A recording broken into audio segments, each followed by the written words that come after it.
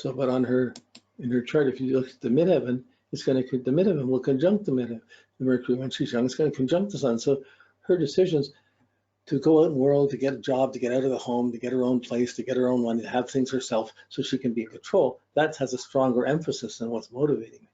I don't want the insecurity of, I'm not sure, I don't want to be stuck in this difficult situation with parents or whatever. When you're growing out of it, it probably works like that. I mean, yeah, your midheaven is going to go through the 10th house, going through the 11th. If you live it long enough, it's going to get into the 12th house.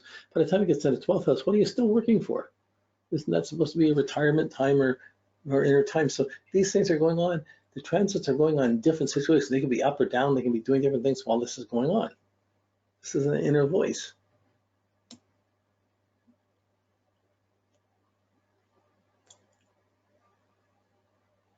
Okay, and when we're looking at the 361 degrees, I've done the chart for, let's see, let me just get it here.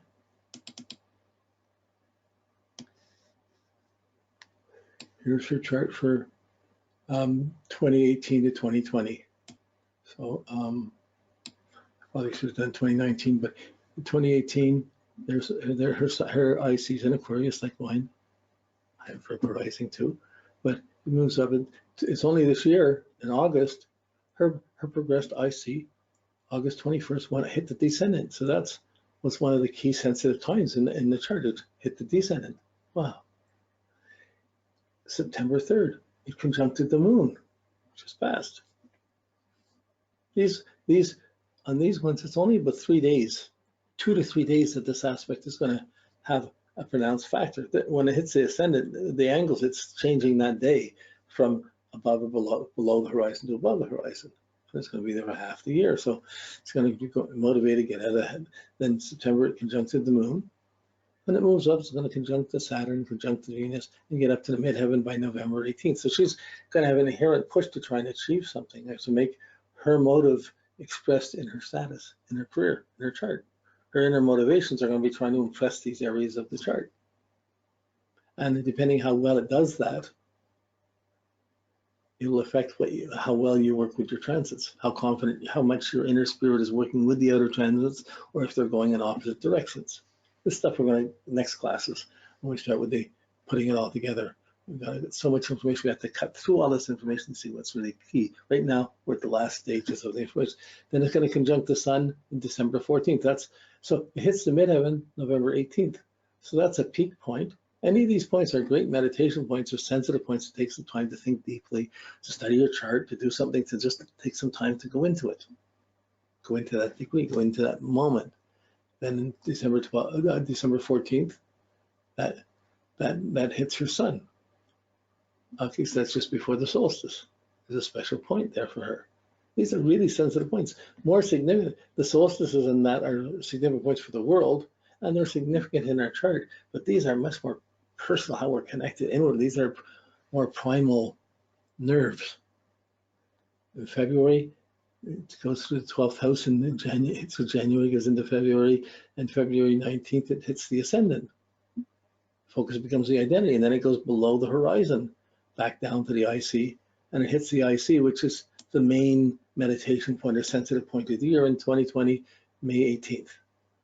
So if you know this, you should be planning something special to have try and get some inner spirits or inner affirmation or something deep to deal with at that time. That something deep could be seeing a grandkid you hadn't seen in years, or it's hard to know what it is. Like it's an inner thing. It's going to affect your dreams, your inner feelings, your inner motives, but that effect is going to be profound, affecting everything else in your chart. While it's doing this across 1 year, that's going to have an effect. That's going to be kind of echoed as it's going along each year for many years.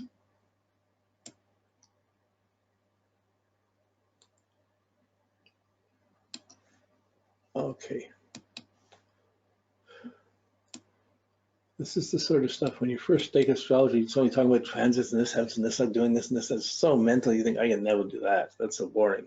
So this may be boring to some people, but really, it's when you study the things you study, it's coming alive. You're starting to see things. These are really real factors, and it gets your curiosity. What do I do with it? When it's my turn? So we go to the third one about the I'm not going to, just for the sake of time, the ascendant, it's there very quickly. You can see her ascendant.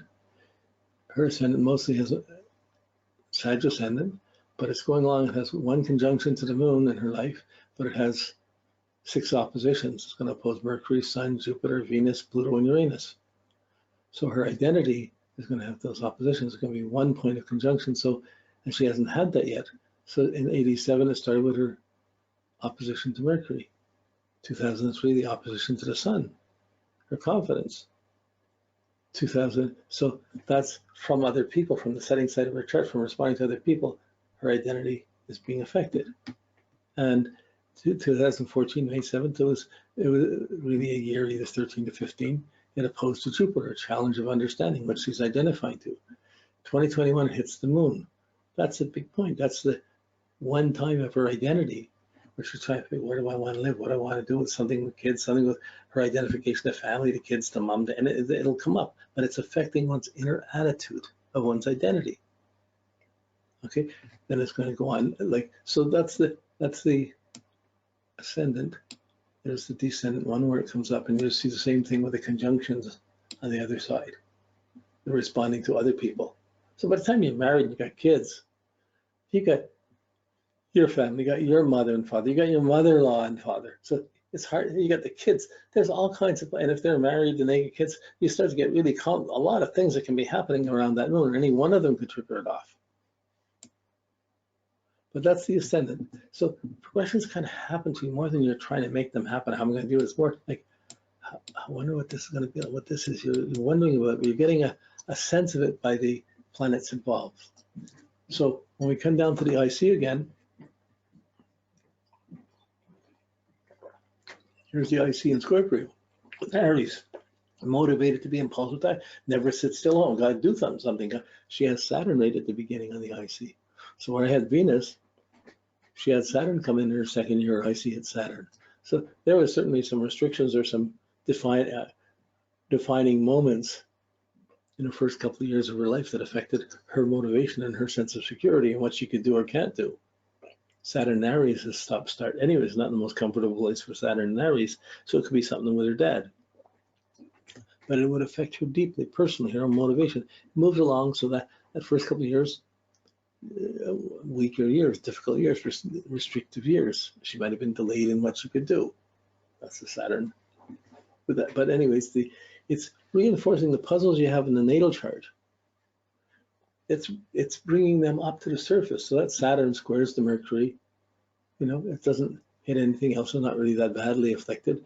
But that would have been really sensitive to the key issues would have come up around that in a lifetime. Then by 88, it conjunct. I put the note in here. No, I didn't. I put this as the opposition to Mars. So in 88. 67, 77, 87, so she's 31. At 31, just after Saturn turn, her IC opposes her Mars. So the midheaven's conjuncting the Mars. So she's pushing, running around doing all kinds of things, trying to make things happen out in the world. But personally, she's like, what do I want? What am I doing this for? Am I getting what I want? It's moved into Taurus. Was this what I want? There's a challenge there that would come in that's affecting her inner emotion, will be affecting her inner dreams and her feelings and her meditations in the inner world and you'd get dreams and other feelings accordingly. You know, the IC it's your 4th house. It's the key to your. It's ruled by the moon. If you ever take the houses to the planets to the houses, and the IC is this deepest point in your chart. It ties into the memories in the past and what affects you, and therefore what affects you and how you're going to live accordingly. Not so simple. It's like the midheaven's a simpler point to look at, but the IC is more profound and more fascinating to try and imagine how that works. So the opposition to Mars was in 88, so 87 to 89. In 2008, it opposed Neptune. So there was a confusion, a puzzle, a dedication, a sorrow, a sickness, an illness, a romance. Something came in and affected the motivation, or just some scheme in the world around friends, some dream out around friends was affecting her motivation, her personal motivation. You know, like, who's a friend, who's a lover, 5th house, 11th. So the puzzle, her Neptune squares her moon. So she has confusion around family to begin with and around habits. So the IC hits that, it's going to see some of the effects of this, whether it's good friends or confusing friends or who cost money, but something would have come up in 2008. It's not till 2043 that it hits the descendant and starts being motivated more outside by other people than oneself. It's still in that developing skills phase. Okay, and then if she lives long enough, the 1963 gets into her 90s, it will conjunct to Mercury. Okay, so this is, everybody's got one, everybody's got a certain sequence of events. We're looking at someone else's, it doesn't, you're having to imagine it. So the midheaven would have hit the same dates going on it and had the more conjunctions, conjunct to Mars and Neptune, what was the oppositions on it. So you can begin to get your experiences and measure it according to that.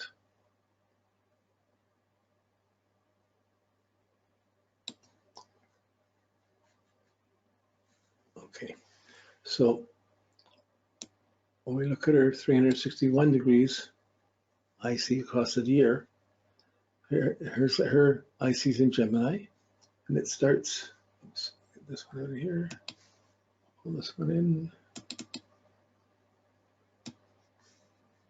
Anything you get to know in astrology, you have to do the calculations. It takes, you have to organize the information so it begins to make sense. You have to do the drawing. You have to do this to get the poetry and the real, oh, look, you get to see the poetry of the moment, the implications and the wonder in the moment. That's the beautiful thing of these things. When you start relating this to the reality you're in, incredible connections start happening. So this is starting in July 28th. 18, I should have started 19, but I started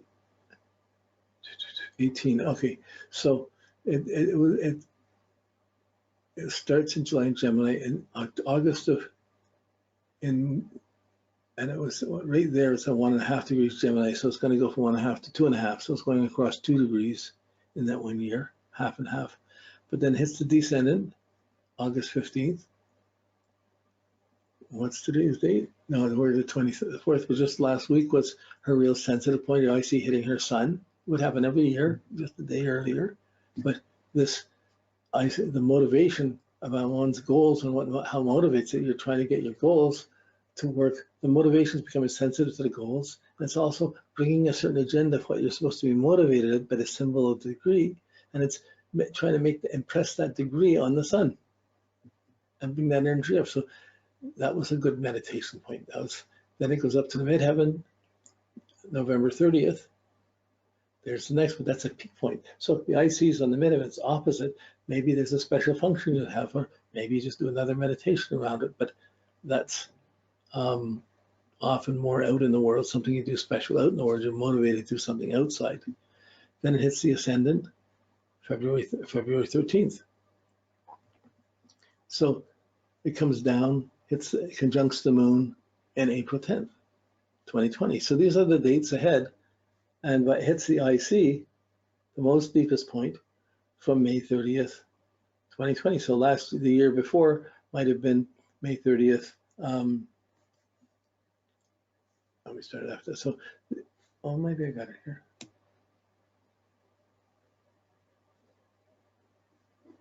Yeah, conjuncts. No,